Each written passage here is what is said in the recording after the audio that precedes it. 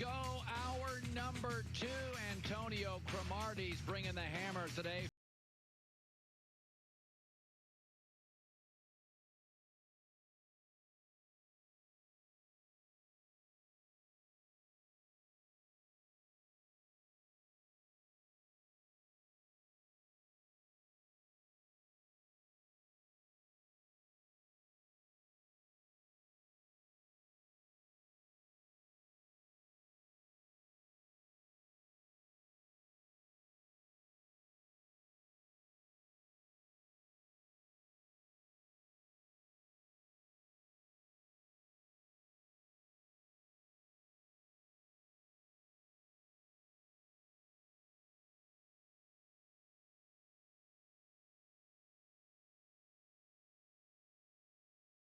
Not like to check a bag, but I'm going to be there for 10 days. And it's Miami. I don't know what to expect. It's like 40 degrees right now. It could be 40 degrees this week. It could be 85 next week. And in Miami, you have to show out. So it's, LA, I come here in like, some yoga pants and sneaks. It's a little more. No, not me. No? You're not even going to bring your fancy shoes? Well, the company brings a handful of shoes for the set. Our company does bring some dress shirts. You know what? I'm married. I got nothing to prove. I got nobody to impress. I'm just going to go out there and wear warm-ups and an old ratty NHL T-shirt, like and I'll the be old good. School breakaways? All right, let me start with this. I like aggressive people. I mean, sometimes the media is obsessed over small failures. I like people who swing for the fences. Rupert Murdoch owns our company. He's one of the most brilliant people who's been in American media ever. I mean, it was ABC, NBC, CBS. He rolled the dice on Simpsons, rolled the dice on Fox, rolled the dice on the NFL contract. Just ahead of his time. Sold the movie business at the perfect time recently. But he also went and gambled on MySpace and spent a bunch of money on it, and it didn't work out. And it was the kind of the precursor to Facebook.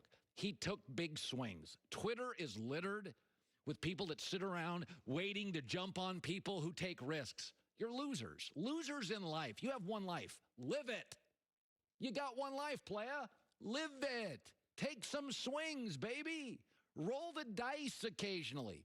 Kyle Shanahan gets crap because he had a 28-3 lead in the Super Bowl with Atlanta, and everybody's crushing him because he lost a lead, and you should have just run the football, and you passed the football. He took swings.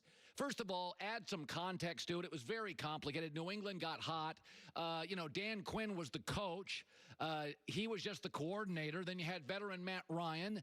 And, there was a lot of different play calls. But the idea that I've ever thought less of Kyle Shanahan, Pete Carroll lost a Super Bowl, and I defended him when he could have turned and gave the ball to Marshawn Lynch. He lost to Texas, USC. I'm a USC guy.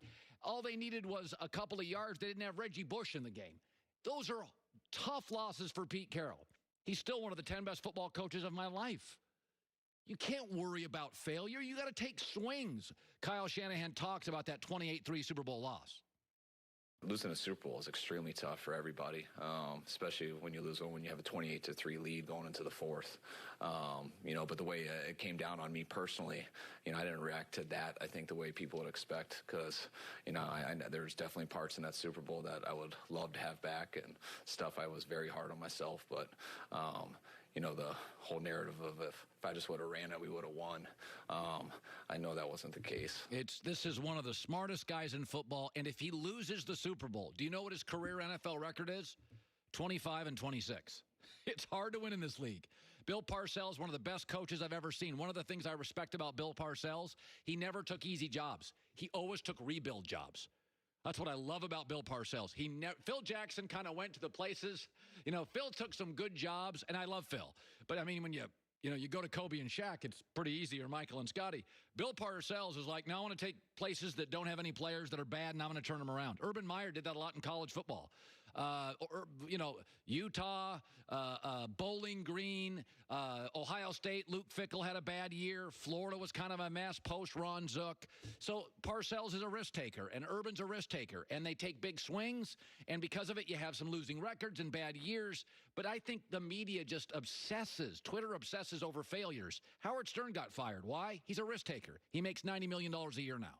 Take risks. No growth without risk. Take some swings, playa. Take some swings in life. All right, let me segue to this. Now, I just said an NBA owner, even if you like Ja Morant a little more, an NBA owner does have a right to say, well, Zion's great too, and he's way better for business. That's where I think it's okay for an owner in the NBA. If you have two great players, LeBron and Carmelo, the owner can say, well, we're in Ohio, so is LeBron. I'm taking him.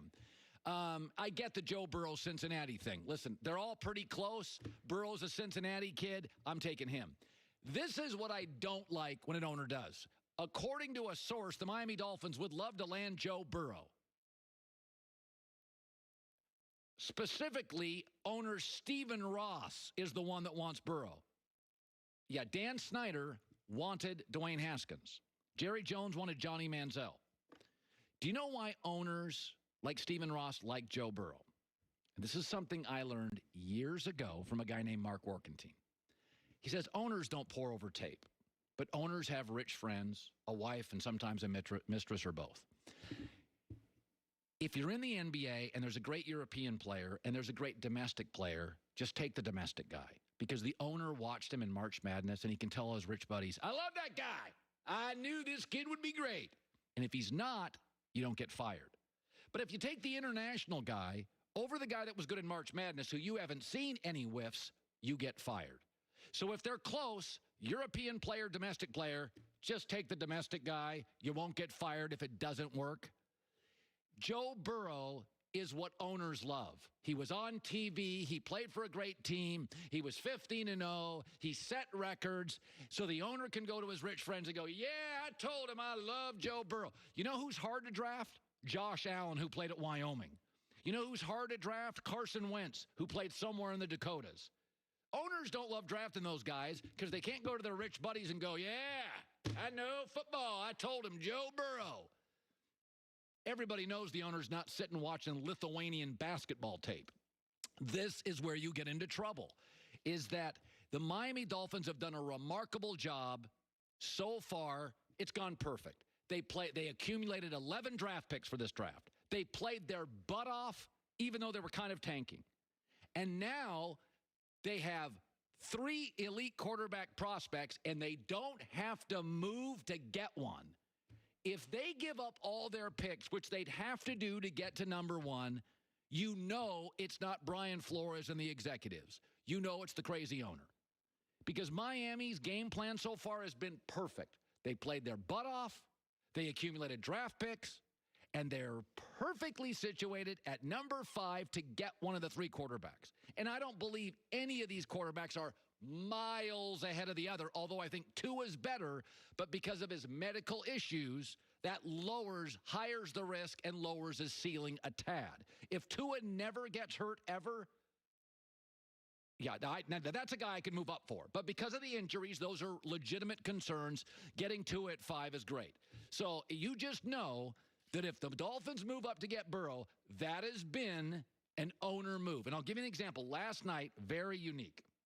I went to dinner last night with 2 people. I did not know the background of one of the people. I can't tell you who it is. One of the people I went to dinner with is a former NFL exec 3 months ago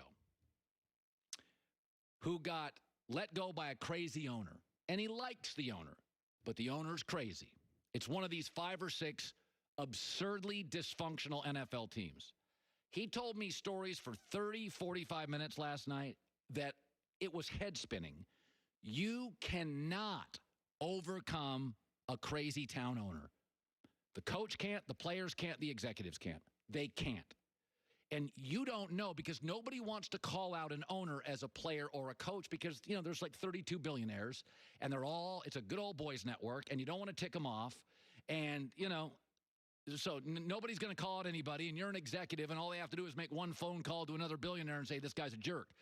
But Miami has done everything right in this rebuild. They should be so proud of themselves this last year. Their owner likes Joe Burrow. If they move up to get Burrow, just know it's not Brian Flores. There's no need to move up. You've got Tua or Herbert at 5, and Burrow is not here as a prospect compared to Tua and Justin Herbert. All right, Antonio Cromartie is going to be joining us next. It was a crazy dinner last night. I was sitting there hearing stories about, I wish I could tell you who it was. I regret not being able to tell you the owner and the team. It was head spinning. It was crazy. Crazy stories. Antonio Cromartie coming up next. American Financing is a mortgage company for everybody. This was started by a husband and wife. $5,000. This has started the company $5,000 over 20 years ago.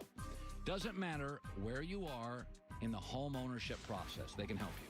First-time home buyer, need down payment assistance. They have options that require as little as $0 down. Maybe you're a veteran looking for a VA loan. They're going to take care of you. Already own a home?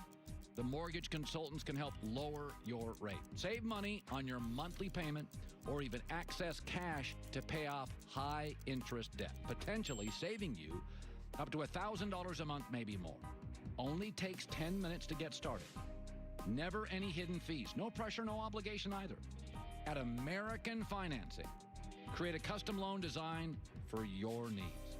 Get a free mortgage review today by calling 866-615-9200. 866-615-9200. Or go online to AmericanFinancing.net.